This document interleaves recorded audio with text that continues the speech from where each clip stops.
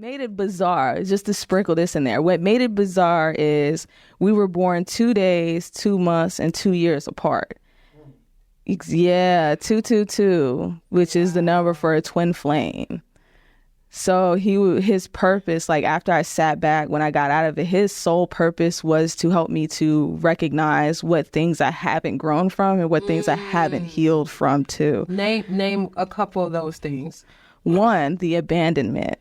It's not healthy for someone to blow your phone up. Regardless, that's not healthy. And that was my go-to, like you're abandoning me. Like now I feel abandoned. Like, so it triggered the fuck out of that. Okay.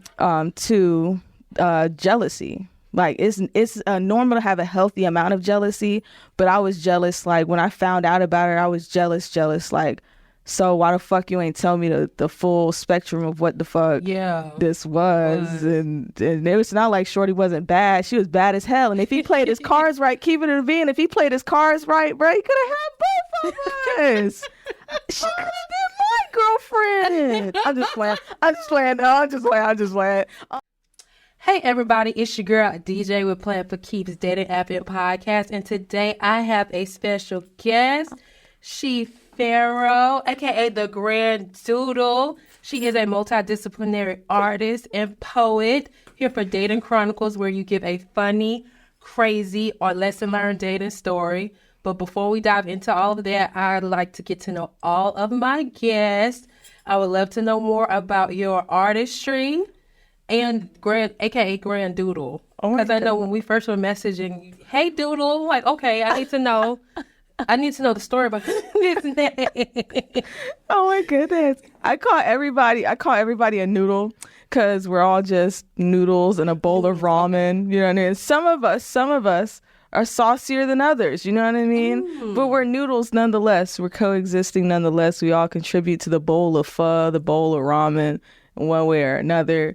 So yeah, that's where I got the good noodles from. So like, is your favorite food like pho? It is. It's one of them. I'm not gonna lie. That thing do something for your spirit. You know what I mean? Not even gonna lie.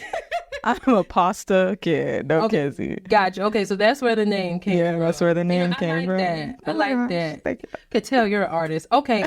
Multidisciplinary artist. Tell me, what does that mean to you? What does that all encompass? So that means that I'm a vessel. I surrender, like however the creation comes out is how it comes out, be it visual arts, be it dance, be it music like Paris, be it spoken word like Paris, be it any medium, I'm going to use it to express whatever it is that the creator wants me to express.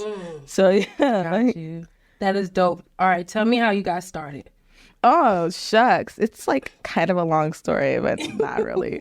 So my mom is a creative herself, right? Okay. And she's an educator. So I'm from Savannah, Georgia. I'm from the Pote. You feel me? I'm a Pote baby, you did. And I went to all the way through Southside, Shawty, through, you did. Hey. But my mom was an educator, and she had this organization called Soul Step and Soul Speak. And so when I was like 6 years old, I remember going to her school after classes, and my mom used to rehearse and everything, and the girls would be stepping, and then my Aunt Derica would have, shout out to my Aunt Derica, and shout out to my mom and the Mercer Middle School family of that time, you feel what I'm saying? If you know, you know. But yeah, like I used to go after school and they would be rehearsing, and I just remember thinking to myself, like, this is so dope. Like, this is so cold. Then my mom did like this, they collaborated with the Watts Prophets out of Watts, California. Okay. And they did this showcase at the Lucas Theater in Savannah. And I just remember being like, that's what I want to do with my life. Like, that's what I want to do. Yeah. I was like, this is it. I know what I want now. And so from there, I just started like writing stories. I'd been writing little stories, right? From the time I could speak, I was talking, telling stories. And then when I grew up, I was like writing the stories. So then I got to a point like 9 years old, I started writing poetry. And then, of course, with growth, you evolve in your art, you evolve in your works. And so it just evolved into me doing spoken word itself. I went to my mom, fun fact about my mom, she's not going to tell me something's not whack if it's whack. She's gonna be like, I don't think that's a representative of what we're trying to do. And then she will nip that in the bud right then and there. Gotcha. She'd be like, Morgan, no, you might want to take that back. You know what I mean? So I was like, all right, cool. So I showed it to her. She said, this is really good. I was like, so you gonna let me do it? You gonna let me perform with the girls? She was like, sure. So here I am a decade later doing the same. That is dope. So you didn't have no nerves or nothing like that your first time performing? What? Listen, can I cuss on this? Yes, you can. Hey, yo, listen. Okay, which camera I'm looking? I'm looking in all three of these cameras. I'm looking at this camera right here.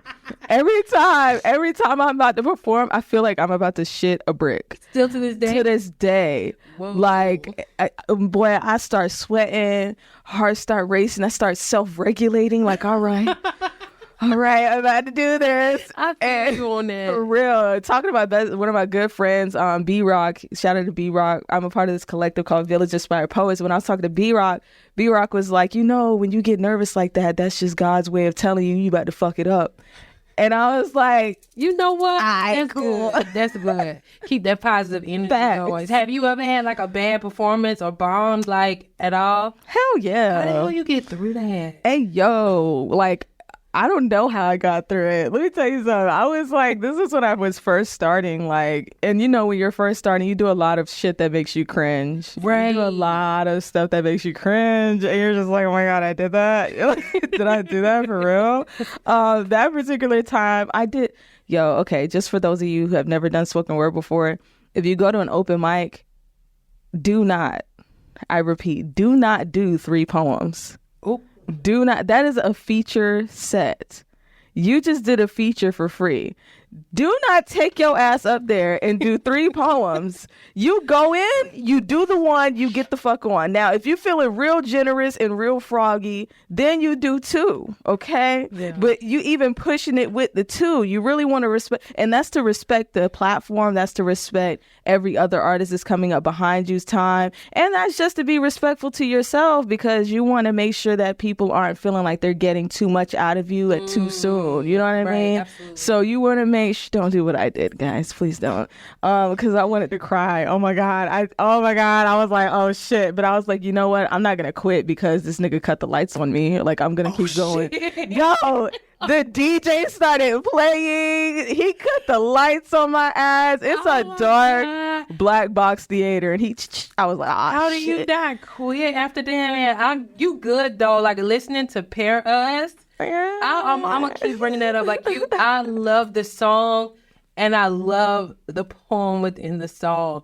I said, this girl here, I had it on repeat while I was doing work. Like I really love this song. We're gonna get into that a little bit later and break down some of the poem within the song and then the lyrics. But yeah, I'm glad you didn't quit because we wouldn't have got Paris. Thank you. I think the Most High didn't quit. I'm just grateful I was able to shed that part of my ego. Yeah, for real. For real. Real talk. Got you. Okay, moving into the next a segue kind of. You said shed that part of your ego. When you think about dating and relationships, when you compare yourself maybe to a younger version of you in a relationship, maybe thinking about how you operated in your ego then, how do you operate different now? Since you say you shed like certain parts of your ego. I feel way less rejected with a no. Like when I was like growing up, I felt like super hurt and rejected when someone told me no, when someone said that they couldn't do something. And then furthermore, I stopped feeling like other people had to love me how I love them. Oh, that's you know what I mean? Yes. Like I had to acknowledge that their job is not to love me like I love them. Their job is to love me how they love me. And the thing about it is, like, if the way that they love you is not conducive to the way that you love them, and it's not in alignment, then you step away. You don't step away just because. I'm sorry. Just because. No, I'm facts. Like, you don't step away just because, like, oh, they're not doing what I do for me. I mean, no one's gonna love you how you love you. You know, like, people can get close though. People can love you how they love you and still be somewhat comparable to the love that you give to yourself. Right. But that's a level of, like, understanding of self. Like, you have to give that love to yourself in order to know what kind of love it is that you need, not want, but need from someone else. Absolutely. Yeah, that's what I learned. That's a big, that's a huge lesson. Yes, indeed. Okay. So we gonna dive into Dating Chronicles, where guests come on and they give a funny, crazy, or lesson learned dating story. We dived a little bit into your, kind of your history, how you got started. We touched a little bit about Paris. I want to hear more about the song and how it would tie to this dating story. Hey, yo. First of all, go on and get Paris on all platforms, Spotify, Apple Music, Amazon Prime, all of the things. YouTube. Paris is a true story. Like, from the part where dude left me to be with someone else, oh my God. And the thing about it is, it's never a surprise. It's always just like one of those, like, how did I knew this would happen, but how did I not? Like, how did I still let myself get into that situation? But I knew this is how it's going to end, man. He literally, and I'm not gonna lie, it was really messy. It was so messy. I was, like, actually embarrassed at how messy it got. I was so embarrassed at how messy it got. Like, I remember calling his phone and I was like, oh, so you with that bitch?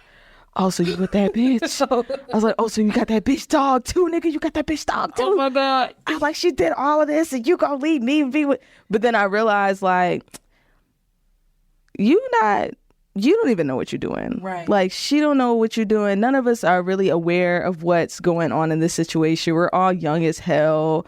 We're all early 20s. Like, I'm still in my early 20s, but there's so much learning that happens in your early 20s. You really have to give yourself grace for the fuck ups. Yeah, you do. You really do. Because when I tell you I look like a plum fool out here, I look like a plum fool.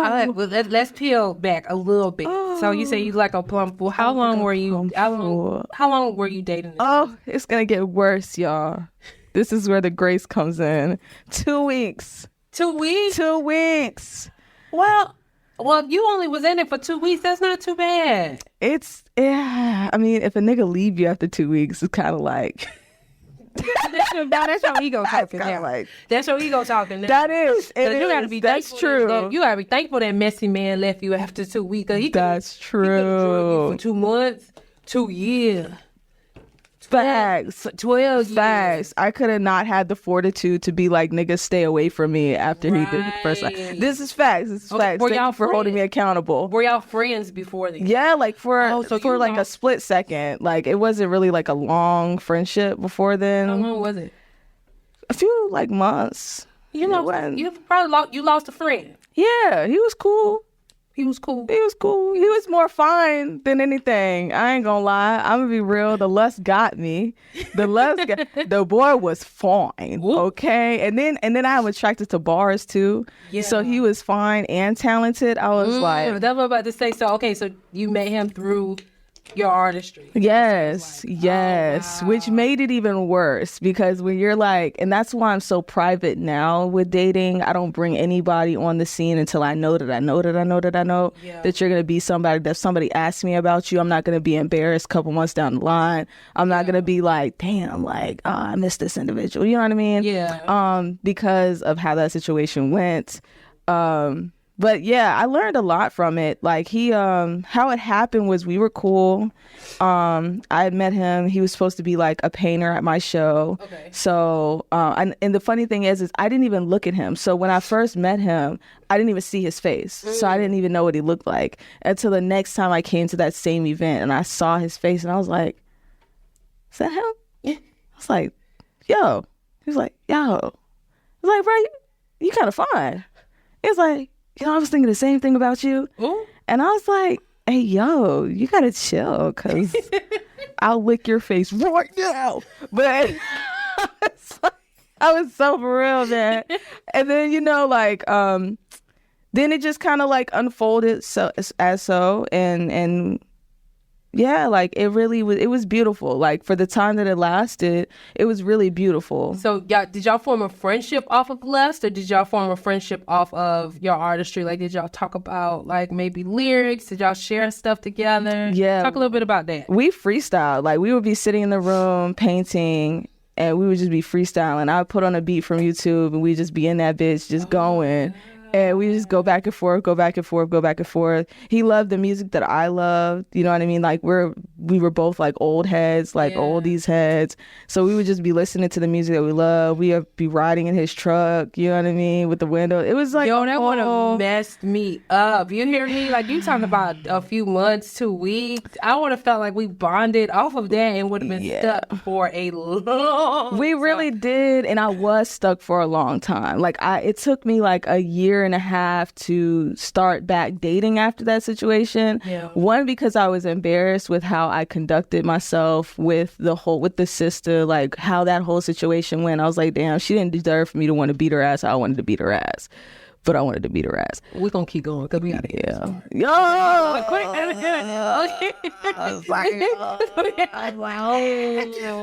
We could do context clues type stuff, but we got to tread through the story. Okay. Yeah, so that was pretty much how it ended. That's how it ended, but okay, we'll circle back. So y'all close riding around the car, putting on just music.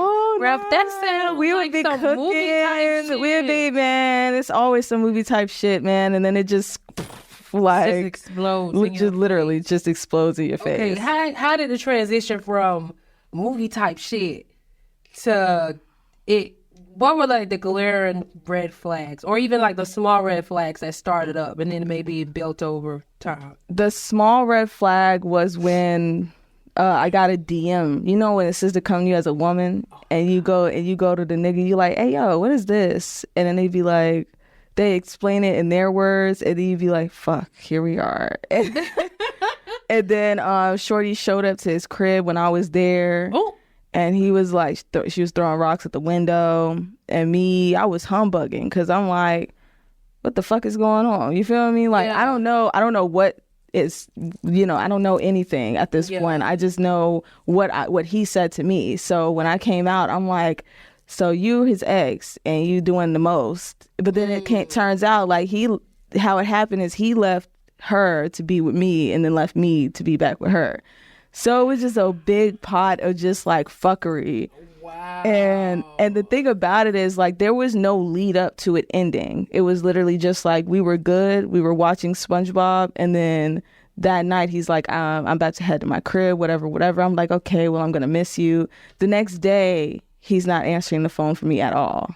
Oh, wow. Yeah, and you know me, I have abandonment issues, so I was going through like all the stages of grief. I think anybody, even if you didn't have abandonment issues, that's kind of fucked up. Like, how we go from we're good and all of a sudden you're not even answering. That's fucked up, even for a securely attached person. But okay, continue the story. I just had to put that in there. He fucked up. Yeah, man. Yeah. And so like at that point I was like, man, so he ignored me the whole day.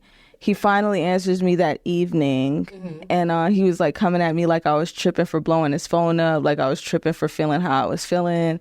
And I was like, hey, yo, like, you don't understand. Like, I don't think you understand. Like, if the shoe was on the other foot, you would not be feeling so nonchalant, like, why the fuck you blowing my phone up type. That was the vibe he was giving me. So then, that situation just ended how it ended. And he was like, I don't think you should let something that lasted so short affect you this much. Da-da-da-da-da-da. And I'm just like, okay, cool. You know what I mean? So at that point, I was like about my business again. I was like, all right, so boom, I need this, and we done. Like, I don't want to talk to you. I don't want to see you. You ain't got to see me. We ain't got to talk. Right. You feel me? I just want my shit. So he basically, I had this table that I would like vend from. And he basically like held it hostage for like weeks after the situation on some like, I don't even know what it was about. It was just like on some weird shit. And he would have me meet him at weird places so that I could get my shit. So you got me driving to come get my shit from you. Wow. You know what I mean? It was really weird. And then, you know, that the nigga pulled up in the truck and he had her dog with him and gave me her drawers. What? Yeah, bruh. Gave me Was it Shorty's an drawers. accident? He said it was, but I threw that shit in his face like, man, fuck you. These are not my drawers, and you know these not my drawers. So I don't even know why you be disrespectful like that. And he's like, bro, I'm not trying to be disrespectful. It was an accident. That's my nigga voice, boy. I wasn't trying to be disrespectful. It was an accident. And I was like, nigga, come on, man. This is not this. There's no way you could fuck up like that. So, yeah. Did you end up? You said you wanted to fight her. She didn't deserve that. She didn't. I didn't beat her ass either. I didn't beat her ass. Did y'all get into a confrontation? No, we had a conversation. Oh. We had a conversation. I basically like, so I apologized to her. I said on some real shit, like, I want to apologize to you because I shouldn't have came at you like that. I should have talked to you before I even listened to what this nigga was saying. I should have had a conversation with you first, because 9 times out of 10 you're gonna get the truth from the woman. You're not gonna get the truth from the man. Most of the time. Yeah, if he bullshitting, you ain't gonna get the truth from that nigga. So I just apologized to her. I apologized to her for how I conducted myself in the situation, and we just had a come to Jesus meeting. We apologized for it. She was like, God, I hope this girl don't want to fight me still. And in my head I'm like, nah, man, I got a temper, but I'm working on that too. You feel me? Like, tell me, you ain't telling me though, how did you get to, what happened where you wanted to fight her? Was it when she was throwing rocks at the house? When she was throwing rocks at the crib, when she was like going around. So this is what blew me about it, right? Okay. So Shorty was telling people that we were friends. We were never friends. And so she was trying to paint herself as like some victim and like some type of scheme or whatever. So basically y'all were friends and you stole her man. That's how she was trying to make it seem. But that's not at all what it was. It was literally, I'm an artist, you're an artist. You like my art, I like your art. We like each other's pictures. We never had a conversation outside of that. We never hung out outside of that. So for you to think that we're friends is weird to me. Like, you don't even know my favorite color. You don't even know my favorite food. You don't know my favorite sneaker. Wow. You don't know none of that about me. You just know that I'm a dope artist and you're a dope artist. And in your mind, because we follow each other on Instagram, we're supposed to be friends. And you did just be, and also I guess because y'all are within the same community, you should know that that's her man. And that no, I've never seen this nigga a day in my life. I'd never seen that nigga a day in my life before then. Like, so when I saw that nigga, I saw that nigga. You know what I'm saying? And y'all were not together. Y'all were not in each other's vicinity when I saw him. You were not at the place when he was there. So my brain just couldn't, like, it just didn't compute that. But even so, that's not your responsibility because y'all weren't friends in the first place. Right. But it was just like, because to me, like, I pride myself on my loyalty, my honesty, and communication. Those are my main 3 things. I feel like if I love you, I'm going to communicate certain things to you and with you. So for you to say that you're friends with me to other people and try to make me out to be some just like evil bitch, I was just like, man, that's not even my body, and you know that's not my body. You hardly even know me, so don't play with me like that. That's why I wanted to beat her ass. So that's when you want to beat her ass. Yeah, that's when I wanted to beat her ass. I was like, it wasn't about homie, it was about the principle. It was about the principle. Okay, got you. All right, so that's why y'all ended up almost fighting because of that. And it wasn't even almost fighting. It was more like I just wanted to beat her ass type of thing. Like, okay. So it wasn't even it wasn't, And y'all squashed that. Yeah. And the relationship was literally 2 weeks. Yeah. What made it bizarre, just to sprinkle this in there, what made it bizarre is we were born 2 days, 2 months, and 2 years apart. Yeah, 222, which is the number for a twin flame. So his purpose, like after I sat back, when I got out of it, his sole purpose was to help me to recognize what things I haven't grown from and what things I haven't healed from too. Name a couple of those things. 1, the abandonment. It's not healthy for someone to blow your phone up. Regardless, that's not healthy. And that was my go-to, like, you're abandoning me, like, now I feel abandoned, like, so it triggered the fuck out of that. Okay. 2, jealousy. Like, it's normal to have a healthy amount of jealousy, but I was jealous. Like, when I found out about her, I was jealous like, So why the fuck you ain't tell me the full spectrum of what the fuck this was? And it was not like Shorty wasn't bad. She was bad as hell. And if he played his cards right, keep it in the vein. If he played his cards right, bro, he could have had both of us. She could have been my girlfriend. I'm just playing. No, I'm just playing. The third thing I'm still trying to figure out, but I think it was getting out of my own way. Like not allowing myself to like be that in a relationship to the point where I can't see myself. I can't see where I'm going. I can't focus on what it is that I need to get done as an individual. Got you. Okay, so let's start off with the first one. How do you now calm your own nervous system so it doesn't get activated, like when you start feeling abandoned in any type of way? For when I have the conversation. Okay. I have the conversation. When I first start dating people, I let them know like, hey, I have abandonment issues, and this is me being candid with you about that. Also, these are my boundaries. As long as you don't cross these boundaries, we're good.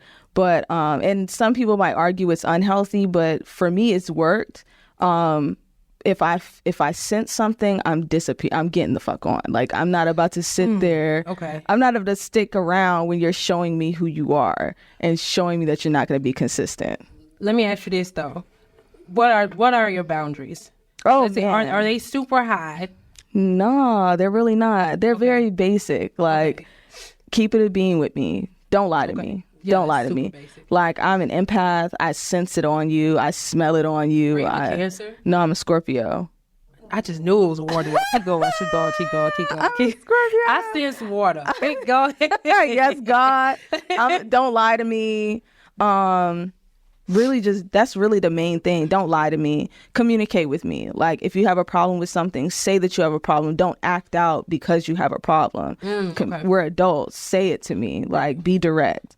And the third thing is honesty without compassion is cruelty. So don't be cruel to me. Don't do that. Like now, let me ask you this, because those three things, I feel like it takes time for you to see like somebody not being consistent with any of those things. You say you don't have no problem cutting nobody off like immediately. Like, do you feel you give a fair amount of time to see these things manifest? Or is it the first sign and it's like, nah, fuck that, I'm out? No, it's not the first sign, only because we're humans, not robots. Yeah. So just as an example, it was this one particular brother. He was really cool. I really liked him.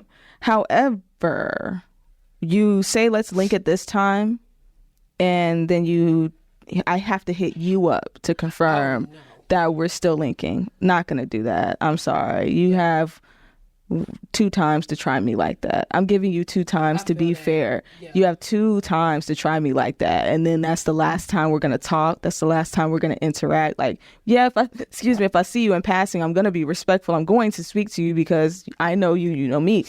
But let's not play. Like, bro, you play with me. You lost your opportunity. Well, that was a real good example. Yeah, like, I don't know. Okay. The second one is leaving me. The second one that you said. Oh, communicate. Was it communicate? Yeah. So you said abandonment, communicate. Oh, my boundaries. Oh, yeah. Communication was the second thing. I think, telling you like my feelings about the abandonment, like telling you different things. What do you look for certain signs in somebody and how like they react when you're talking to them about your abandonment?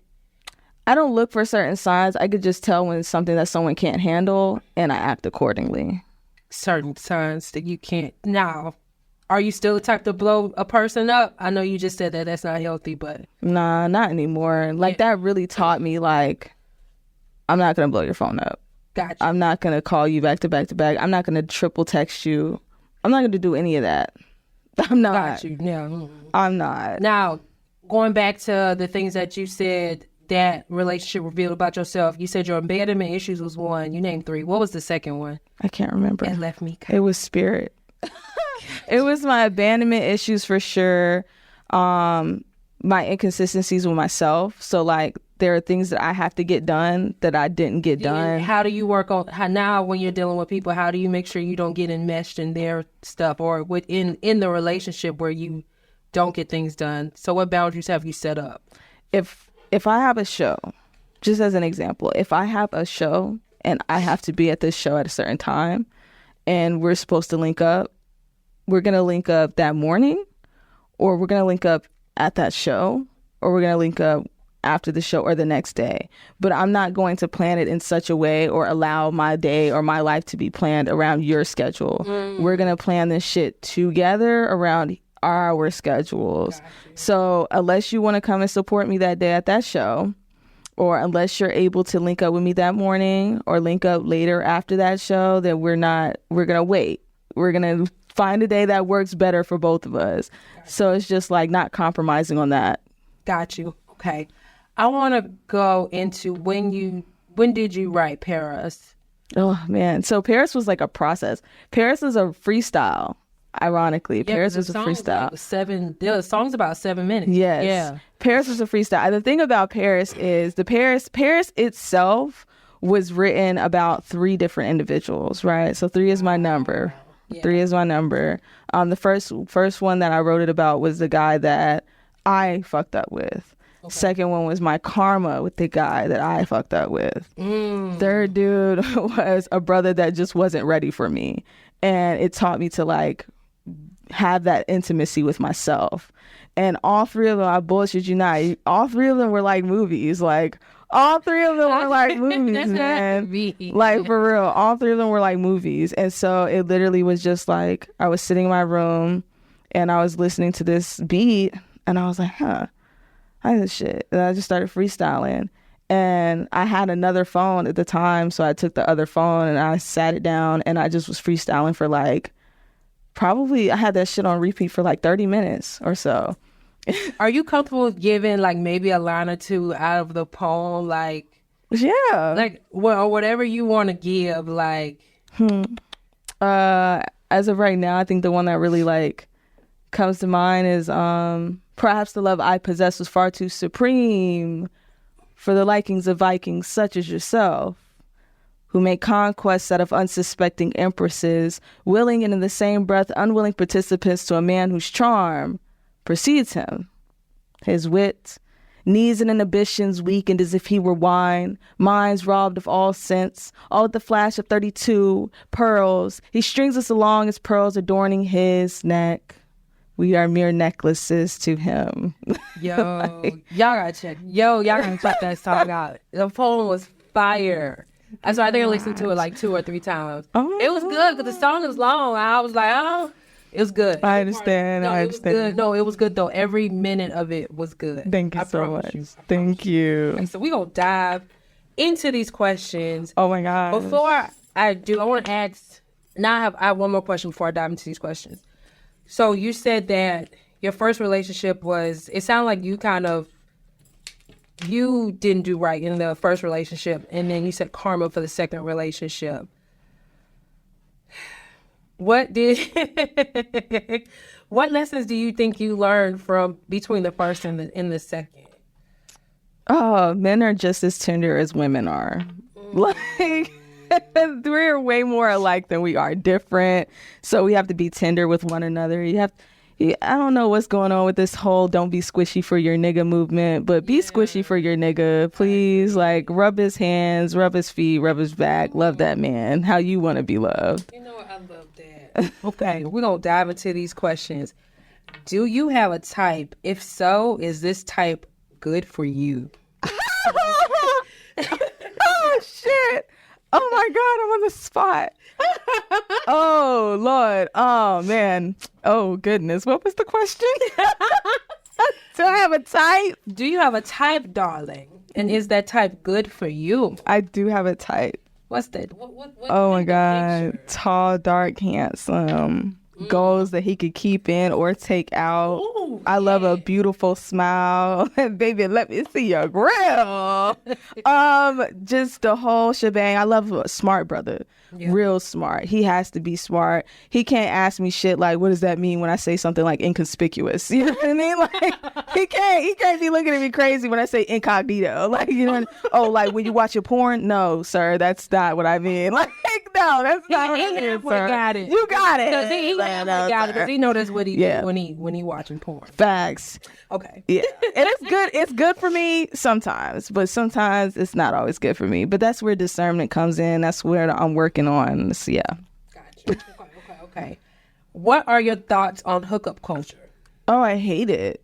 I hate hookup culture. I mean, do what you do, but if you meet somebody and you know that they're not into that hooking up job, please leave them alone. Yeah. Because you're just going to damage a great person. For real. For real. How do most of your relationships end? Do you leave people? Do people leave you?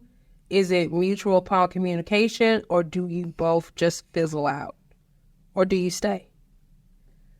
All 7. No, for real. No, for real, though. That guy, the guy that left me for his ex, was the only guy who left me. Yeah. Everyone else, I bullshit y'all not. Everyone else, even the guy I fucked up on, and I'm so sorry, but even the guy I fucked up on came to my doorstep like boohoo crying, like, oh, yo, we're really done. So you really gonna leave me? For real. I can believe it. I'll bring the PR. I'm a real nigga. Okay. How many serious relationships have you been in? And then what are the biggest or some of the lessons you have learned when you think of all of them? Which is something you've kind of answered throughout the whole episode, but sounds like you've been in 3 serious ones. Yeah. Okay. And out of the 3, you've talked a lot about a lot of your lessons, but do you have maybe a biggest one? Or do you, when you think of all 3 of them, does one thing in common come to mind? Honestly, they all taught me something different. But I think the main thing was like, and it's going to sound so cliche, especially like nowadays, but like it really taught me to love myself and cultivate an intimacy with myself. And when I say cultivate an intimacy with yourself, I mean like taking that time to be alone, like spending time with yourself and really like not doing it just to say that you're doing it, but actually enjoy the time that you spend with yourself. Like it's different when you're doing it just to go through the motions than when you're doing it because you genuinely love who you are. You genuinely just want to spend time with yourself. Like it's totally different.